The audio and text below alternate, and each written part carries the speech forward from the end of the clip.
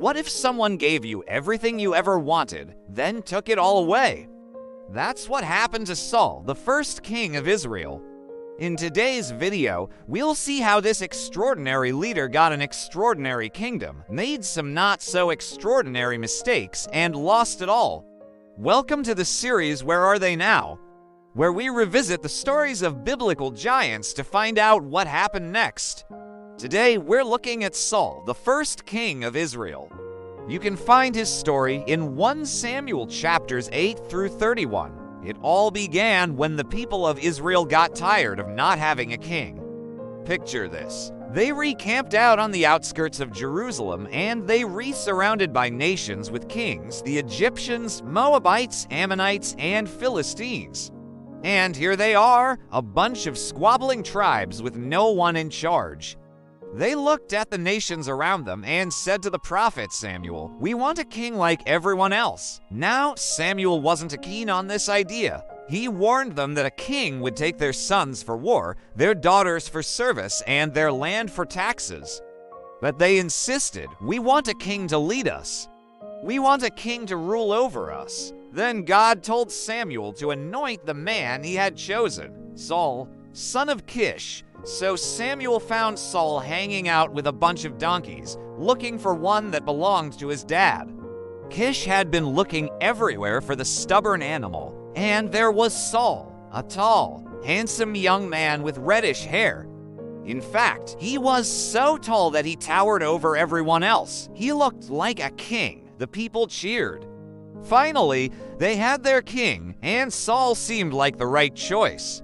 He came from the small tribe of Benjamin, which hadn't produced a leader since the days of Jacob. He also seemed humble. When Samuel called his name, Saul hid among the baggage like he was trying to sneak away. But everyone told him, "Don't be silly. This is a good thing. You're gonna be king." And Saul looked pretty happy about it. In fact, when he went on to win a few battles, it seemed like he was unstoppable. For example, when the Ammonites threatened the town of Jabesh-Gilead, Saul rallied the Israelites, defeated the Ammonites, and saved the town. The nation rejoiced. Samuel reaffirmed him as king. He called a feast. They celebrated for 7 days, and it looked like this guy was gonna be a great leader. But then something strange happened. Cracks began to form not in his strength, but in his heart. And those cracks eventually led to his downfall. Let's take a look at those cracks. The first crack appeared during a war with the Philistines. After the victory at Jabesh-Gilead, the Philistines retaliated, attacking Israel. This time, Saul waited at Gilgal for Samuel to come and offer a sacrifice before battle. But Samuel was late, the soldiers were nervous, and Saul panicked. Instead of waiting, he offered the sacrifice himself. Just as he finished, Samuel arrived. "You have acted foolishly," Samuel told him. "You have done unwisely. You were not obedient to the voice of the Lord. Therefore, the Lord has rejected you from being king over Israel." This was the first crack in Saul's crown. Now, it didn't mean he wasn't king anymore, but it did mean that he was on thin ice.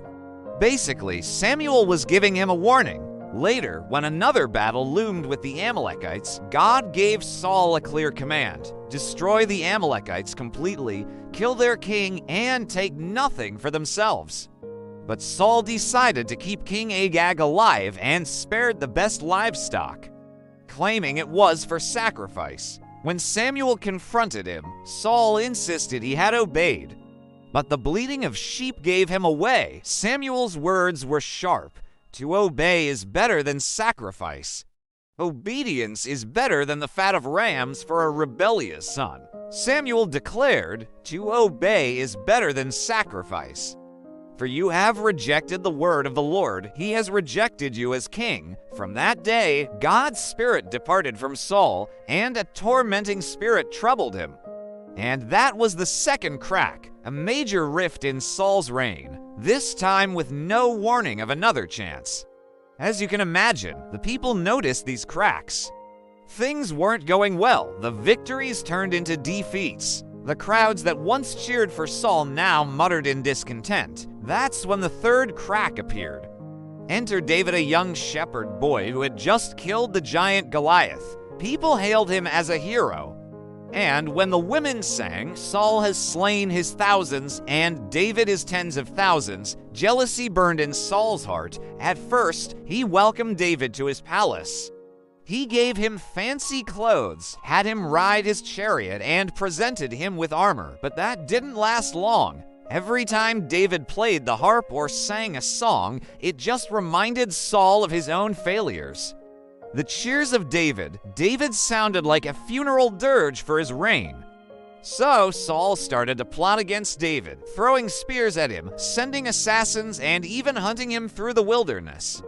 But David refused to harm Saul, honoring him as the Lord's anointed. "My father, why do you hate me?" David asked when Saul hurled a spear at him. "Am I not your son, your flesh and blood?" And that was the third crack, a widening rift between two leaders who once seemed united. As the years passed, more cracks appeared, leading to the final break in Saul's reign. Eventually, Saul couldn't take it anymore. He became obsessed with getting rid of David. He chased him through the wilderness for 40 days, but David kept escaping.